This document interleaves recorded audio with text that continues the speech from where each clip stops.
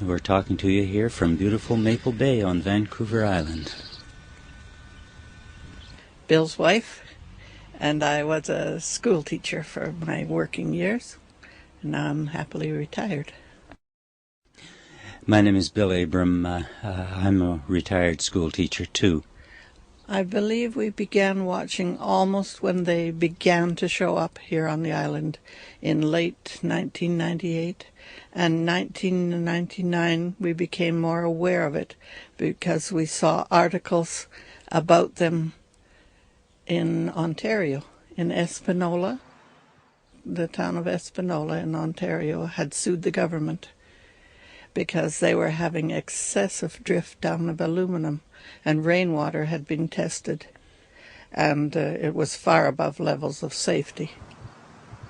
So once we read that and knew that it was a real thing and we weren't just seeing contrails from normal airplanes, we began to watch very carefully. So that was after 99. Contrails are very commonly left behind a normal aircraft that's flying when the exhaust meets cold air, very cold air. It has to be 70 degrees below or something very cold, and it condenses, and you see it come out as a long line as the airplane flies, and normally they disappear within a few minutes. At the most, they've ever been measured to last about 20 minutes when conditions are very stable, but mostly they just disappear.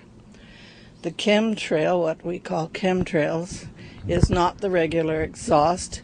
It'll form, and it doesn't have to be into such cold air at all.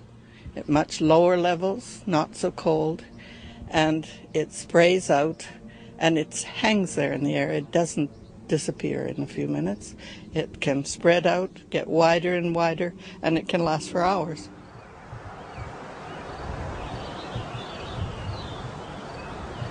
Back in the early 50s, 1951, I signed up as a meteorological observer for the Department of Transport. I was stationed at North Bay, Ontario. As a weather observer, I had to identify every cloud in the sky and transmit the observations hourly to the Weather Service. And so, consequently, I certainly got to recognize what was a genuine cloud and what wasn't.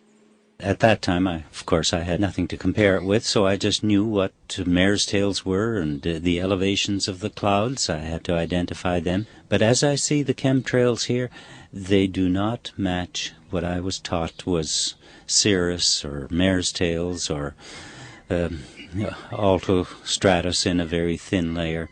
It just does not match with my observations in the early 50s, working as a weather observer.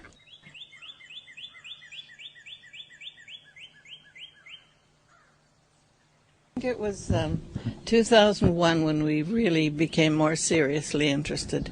Will Thomas, who has the Lifeboat News website, began investigating it very thoroughly, and he lived right near us in Duncan. So we got in touch with him to see what he knew about things. He had studied the Espanola lawsuit against the government, and I had asked him, what do you know about biological agents being in this spray? Because they had discovered the aluminum and I think barium at that time, and also some quartz, light quartz, all particulate that damages your respiratory system. At that time, he said that he didn't have knowledge of there being biological agents like bacteria and fungus and things of that nature. But we kept in touch then, and as Bill said, we went through investigating about the people who were having definite health problems and putting it down to fallout from the sky. When we were investigating the Cryptococcus neoformans, and as Celia said, people develop nosebleeds. I did develop a brief nosebleed too at that time. I was trying to capture some of the fallout, and I spread a black tarp out on the lawn. After a day of it being out there, there was a filmy, talcum, very slippery surface all over the black tarp, which, was not normal for the tarp. In the years succeeding, the chemtrails seemed to get sometimes much thicker, and you could see fallout from the chemtrail. It would drift out, and trails would be hanging down as if it were dust falling from the sky. To begin with, all the trails were long and they were crisscrossing like a checkerboard. But then 2 years ago, we'd start to see a big puff of white, and then all the fallout, the strands and the powder drifting down, sailing out over the sky, and the plane would go along and be another big puff. They were starting to puff it out. The other interesting thing with the long ones is that makes you realize they're not contrails following an airplane. They're going along and they're very solid and then just stop. They're just cut off. Either the tanker ran out of spray or for some reason, or you'll see it come along and then take a U-turn and head back, which no commercial aircraft, which is what the authorities tell us, it's just a commercial aircraft. There is one characteristic that we first noticed, and as a weather observer, I used to see sundogs, but never in the summertime.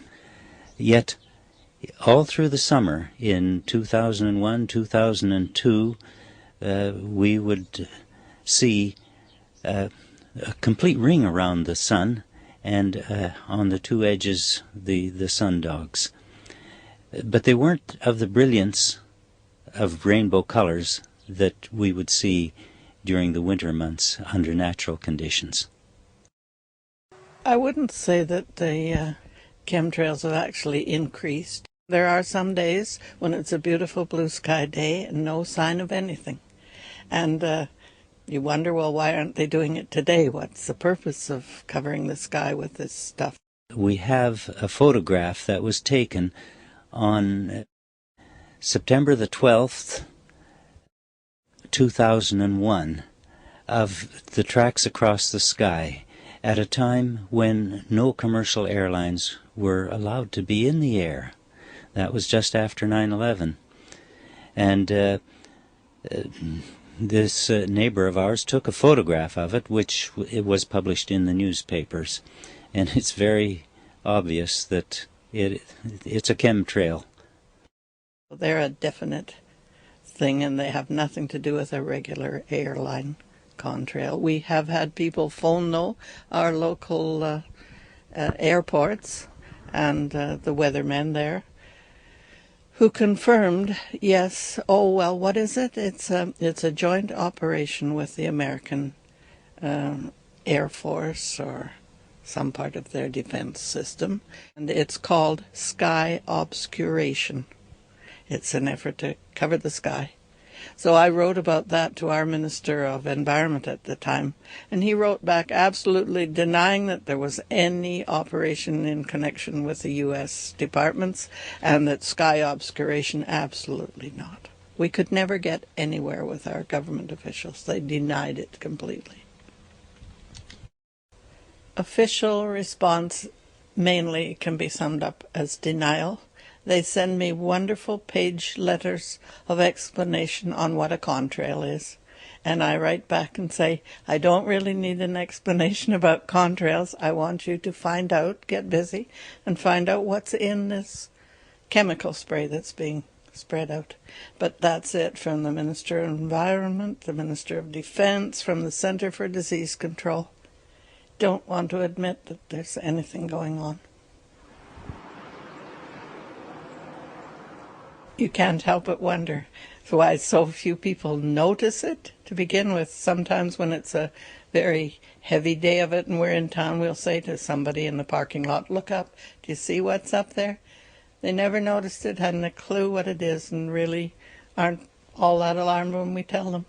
And until we get the word spread widely, we won't have enough reaction to it.